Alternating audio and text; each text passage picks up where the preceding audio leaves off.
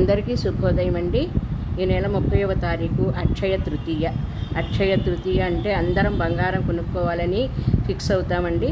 దానికంటే మనకు ఉపయోగపడే మంచి పనులు చేస్తే చాలా మంచిదండి.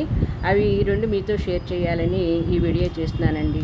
ఆ రోజున మట్టి కుండ కొని పెద్దది కానీ చిన్నది కానీ కడిగేసి దానికి పసుపు రాచి బొట్లు పెట్టి మంచినీటితో నింపి దానిలో యాలకులు, లవంగాలు, పచ్చకర్పూరము, జాజికాయ, జాపత్రి ఇటువంటి సుగంధ ద్రవ్యాలన్నీ వేసి మూత పెట్టి ఒక క్లాత్తో వాసన కట్టి దక్షిణ తాంబూలాలతో ఒక బ్రాహ్మణునికి దానం ఇస్తే చాలా మంచిదండి.